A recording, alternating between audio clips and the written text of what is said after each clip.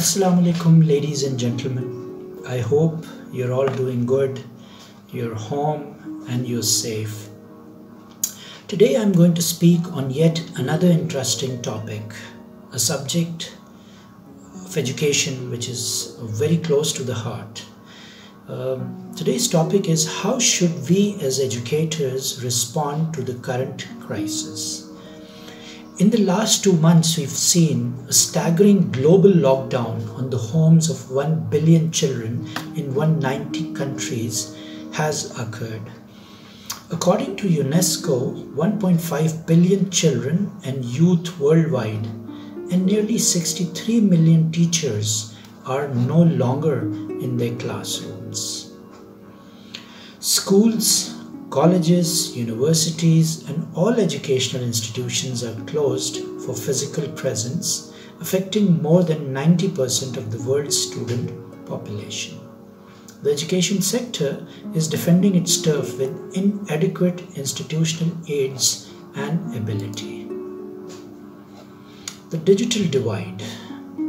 From developed to the developing world, the education sector is in a state of immediate reaction. From some of the world's best educational systems in developed nations to the weaker ones, everyone is in the state of fighting back as well as defending their existence and institutional authority. Students, teachers, educators, and policymakers are trying to react and stabilize in this tornado of confusion and chaos. As a first reaction, many countries have devised online teaching solutions. On 9th February, nearly 200 million primary and secondary school students in China started their new semester, this time online.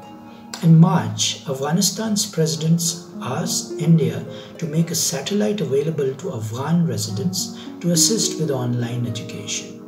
In April this year, the Pakistan government has launched 2 new educational TV channels, Tele Taaleem and Taaleem Ghar in Punjab, which are expected to reach more than 60 million school children across the country. While online education appears to be the only choice these days, it is also seen as an attack on equality as many learners and teachers lack access to the internet. If this is the only solution, for some time, what will happen to digitally poor countries as well as the pockets of population who do not have access to electricity and high bandwidth internet?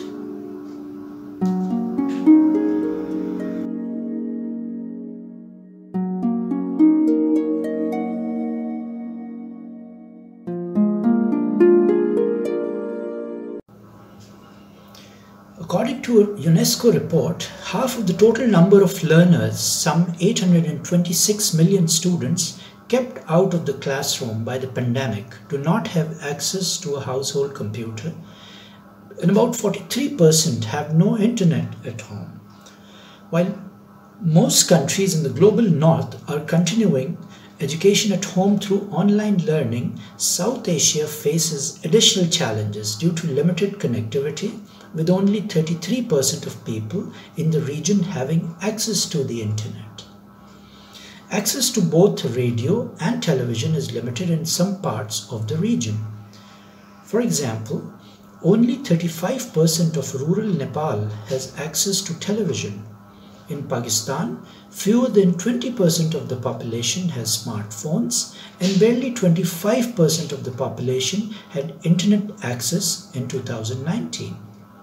Thousands of students in Pakistan are resisting taking online classes. #WeReject Online Education was a top trending hashtag in Pakistan in March. When interviewed, a student in Chitral Valley said, "I don't have a mobile network. I have to travel for a long distance to take online classes, which has become a very difficult task." The University Grants Commission in India has admitted that India lacks the required mechanism to hold online exams during this lockdown. Similarly, around 200 plus universities in Pakistan are struggling to develop the capacity and infrastructure to improve the skills of teaching faculty as an emerging measure. The digital divide does not exist in developing countries only. However, in a country like the United States, more than 3 million students do not have access to the internet at home.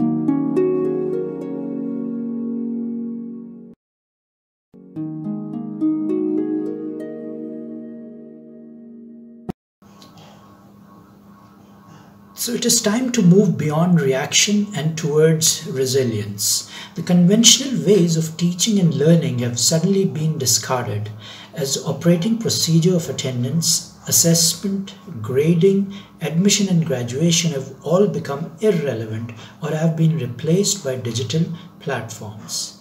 The educational content floodgates have been opened by educational institutions and learning platforms, and there is a risk of losing context in this overspill of content. Like almost every game ever conceived, it seems the world will have a new batch of winners and losers.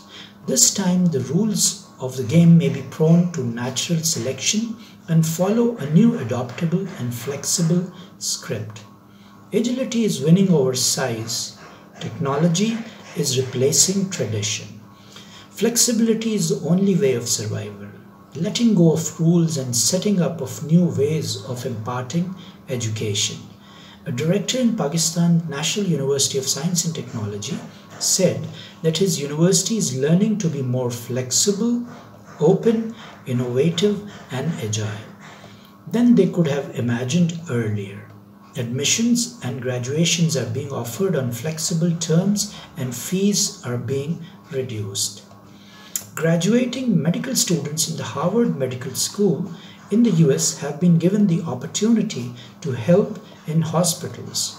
This focus on immediacy has made schools and universities behave in a very reactive way that may not be as resilient as it needs to be. Education must be responsive and responsible both at the same time. Simply switching to online education is just a reactionary response. A similar analogy is trying malaria medicines on COVID-19 positive cases. They may work or they may not work. The risks of them not working will be far more reaching than we can imagine right now. The best result would be uniformity of outcomes in building a resilient and fairer education offer for all in the long run. Now the bigger question is, when will this happen and how? Thank you so very much for listening today. You take care of yourself, stay home, stay safe. Allah Hafiz.